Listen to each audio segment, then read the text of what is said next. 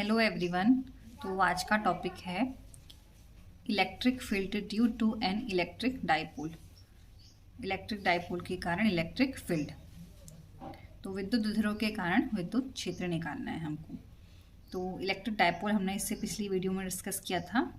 Electric dipole मतलब जिसमें दो चार्जेस अपोजिट नेचर के होते हैं और सेम मैग्नीट्यूड होता है उनका, जैसे -q और +q, और इनके बीच की डिस्टेंस 12 है। इनका मिडिल पॉइंट O है, तो ये माइनस चार्ज से माइनस आवेश से O के बीच की डिस्टेंस L और प्लस चार्ज से भी O के बीच की डिस्टेंस L।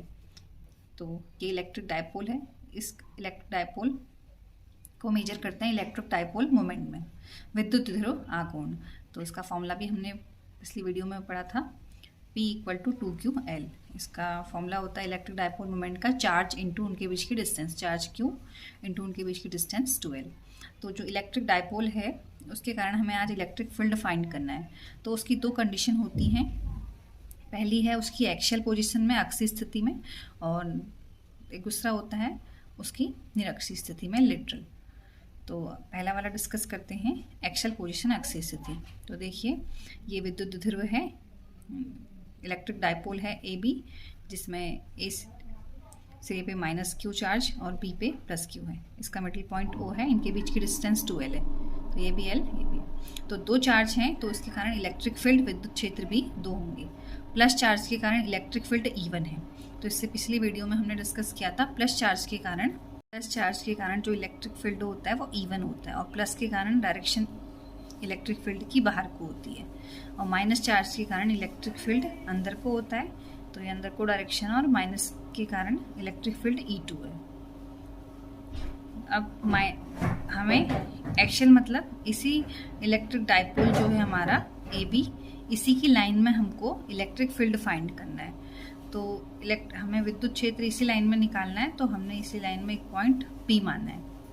तो A से P की जो डिस्टेंस है वो, पहले हमने मिडिल पॉइंट O से P की डिस्टेंस ली R। ये R मानी है कि जो इलेक्ट्रिक डाइपोल है उसके मिडिल पॉइंट O से P की डिस्टेंस R है।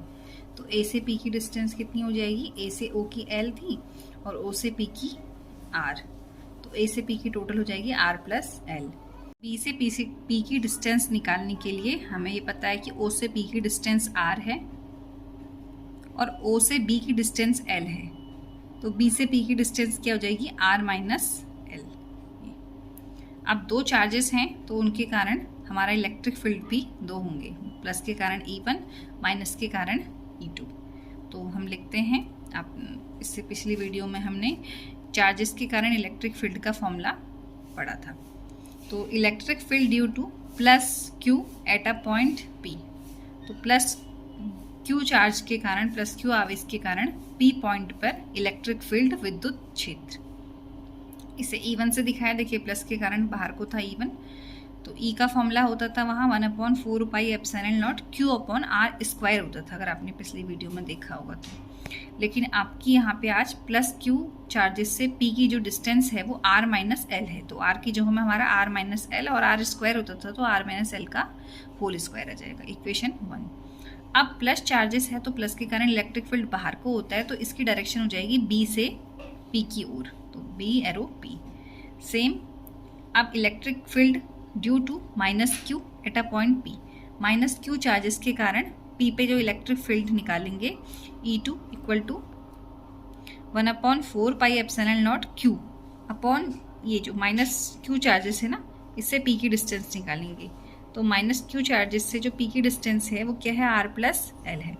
तो यहाँ R² जो फॉर्मूला होता है, जनरल फॉर्मूला Q/R², उसकी जो हमें आ जाएगा R + L का होल स्क्वायर, इक्वेशन 2। अब जो -q चार्जेस है उसके कारण इलेक्ट्रिक फील्ड अंदर को होगा।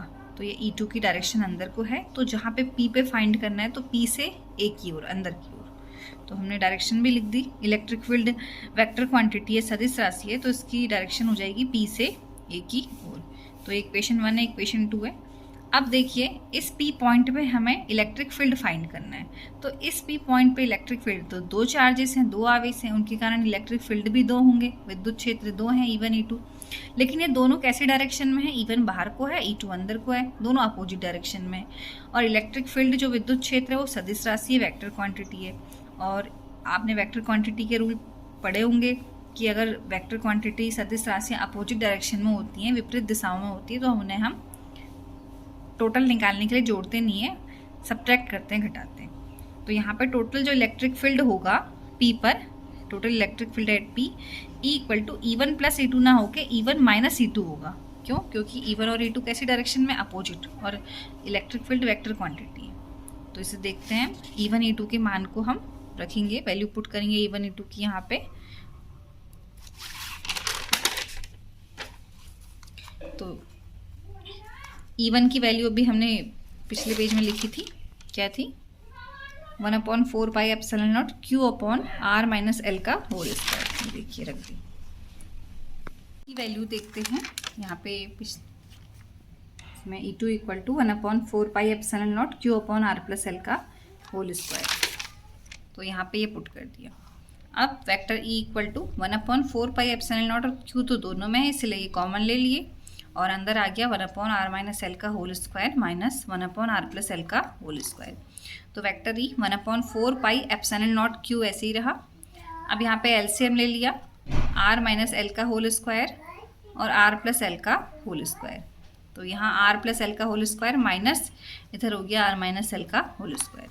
तो E equal to 1/4 pi epsilon not Q, यहाँ पे आप होल स्क्वायर खोलोगे, R स्क्वायर L स्क्वायर 2RL, A प्लस बी का होल स्क्वायर खोल दिया, माइनस यहाँ पे हमने A माइनस बी का होल स्क्वायर खोल लेंगे, R square L square minus 2RL upon में देखिए A minus B A plus B, इनका होल स्क्वायर है तो इसका फॉर्मूला क्या होता है, A square minus B square, मतलब R square minus L square. यहाँ स्क्वायर था तो यहाँ भी होल स्क्वायर आ गया।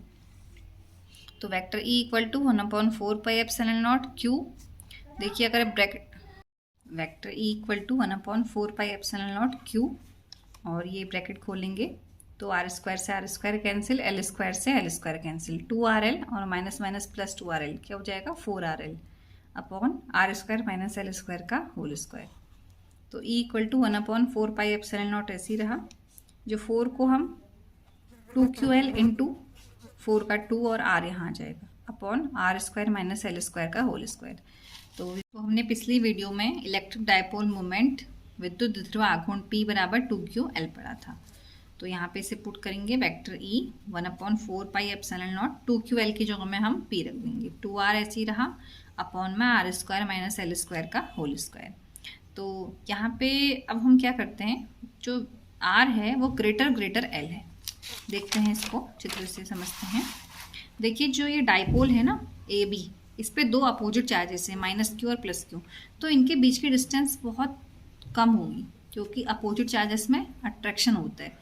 तो इनकी टोटल डिस्टेंस जो है इनके बीच की 2L है और 2L का भी हाफ हुआ L, तो L बहुत कम होगा क्योंकि 2L ही ऑलरेडी कम है, अपोजिट चार्जेस के बीच में अट्रैक्शन होगा। लेकिन इसके कंपैरिजन में जो मिडिल पॉइंट O से P की डिस्टेंस है R वो ज़्यादा होगी, तो इसलिए हमने लिखा जो R होगा वो ग्रेटर होगा L से, क्योंकि ऑलरेडी 2L छोटा है तो L उससे और छोटा, तो R ग्रेटर होगा L से।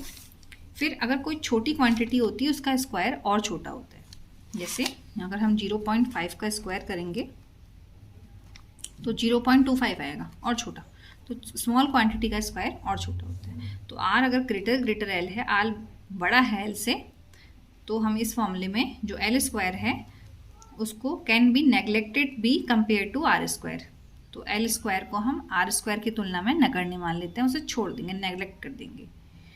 तो L स्क्वायर को हम छोड़ देंगे क्योंकि L बहुत स्मॉल क्वांटिटी है, उसका स्क्वायर और छोटा होगा तो उसको हम छोड़ देंगे।